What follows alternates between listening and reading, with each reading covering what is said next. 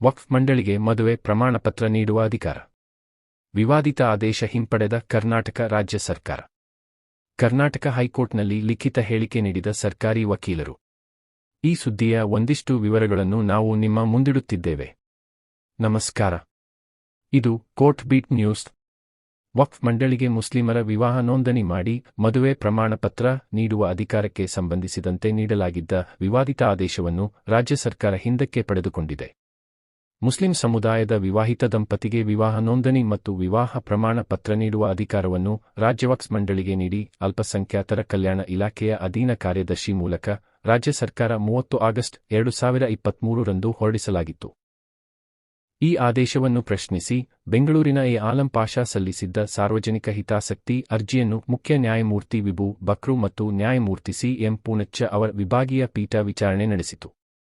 ಸರ್ಕಾರದ ಪರ ವಕೀಲೆ ನಿಲೋಫರ್ ಅಖ್ತರ್ ಅವರು ನ್ಯಾಯಾಲಯಕ್ಕೆ ಪ್ರಮಾಣ ಪತ್ರ ಸಲ್ಲಿಸಿ ಮುಸ್ಲಿಂ ಸಮುದಾಯದ ವಿವಾಹ ನೋಂದಣಿ ಹಾಗೂ ವಿವಾಹಿತ ಮುಸ್ಲಿಂ ದಂಪತಿಗೆ ವಿವಾಹ ಪ್ರಮಾಣ ಪತ್ರ ನೀಡುವ ಅಧಿಕಾರವನ್ನು ರಾಜ್ಯ ವಕ್ಫ್ ಮಂಡಳಿಗೆ ನೀಡಿ ಅಲ್ಪಸಂಖ್ಯಾತರ ಕಲ್ಯಾಣ ಇಲಾಖೆಯ ಅಧೀನ ಕಾರ್ಯದರ್ಶಿ ಮೂಲಕ ರಾಜ್ಯ ಸರ್ಕಾರ 2023ರ ಆಗಸ್ಟ್ 30ರಂದು ಹೊರಡಿಸಿದ್ದ ಆದೇಶ ಹಿಂಪಡೆಯಲಾಗಿದೆ ಎಂದು ಮಾನ್ಯ ನ್ಯಾಯಪೀಠಕ್ಕೆ ತಿಳಿಸಿದರು.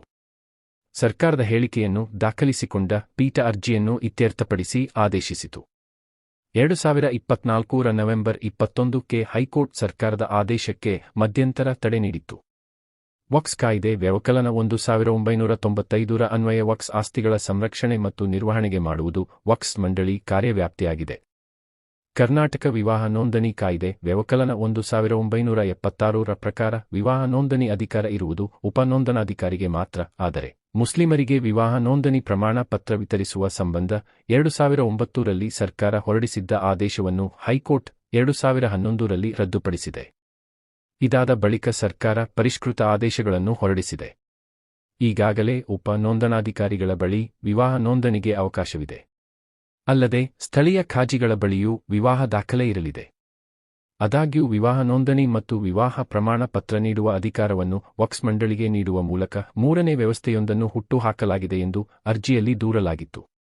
ಆದ್ದರಿಂದ ಮುಸ್ಲಿಂ ಸಮುದಾಯದ ವಿವಾಹಿತ ದಂಪತಿಗೆ ವಿವಾಹ ನೋಂದಣಿ ಮತ್ತು ವಿವಾಹ ಪ್ರಮಾಣ ಪತ್ರ ನೀಡುವ ಅಧಿಕಾರವನ್ನು ರಾಜ್ಯ ವಕ್ಫ್ ಮಂಡಳಿಗೆ ನೀಡಿ ಅಲ್ಪಸಂಖ್ಯಾತರ ಕಲ್ಯಾಣ ಇಲಾಖೆಯ ಅಧೀನ ಕಾರ್ಯದರ್ಶಿ ಮೂಲಕ ರಾಜ್ಯ ಸರ್ಕಾರ 2023ರ ಆಗಸ್ಟ್ 30ರಂದು ಹೊರಡಿಸಿರುವ ಆದೇಶ ವಕ್ಫ್ ಕಾಯ್ದೆ ವ್ಯವಕಲನ 1995 ಹಾಗೂ ಸಂವಿಧಾನದ 14ನೇ ವಿಧಿಗೆ ತದ್ವಿರುದ್ಧವಾಗಿದೆ.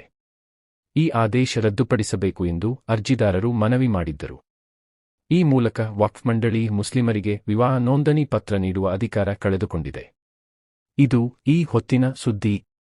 ನಮ್ಮ ಸುದ್ದಿಗಳನ್ನು ಫಾಲೋ ಮಾಡಲು ಚಾನೆಲ್ ಸಬ್ಸ್ಕ್ರಿಪ್ಷನ್ ಮಾಡಿ. ಈ ಸುದ್ದಿಯ ಬಗೆಗೆ ನಿಮ್ಮ ಅನಿಸಿಕೆ ಹಾಗೂ ಅಭಿಪ್ರಾಯಗಳನ್ನು ನಿಮ್ಮ ಕಮೆಂಟ್ ಮೂಲಕ ತಿಳಿಸಿ. ಸುದ್ದಿ ಇಷ್ಟವಾಗಿದ್ದರೆ ಲೈಕ್ ಮಾಡಿ. ಸುದ್ದಿಯನ್ನು ಸಂಪೂರ್ಣ ವೀಕ್ಷಿಸಿದ ನಿಮಗೆ ಧನ್ಯವಾದಗಳು.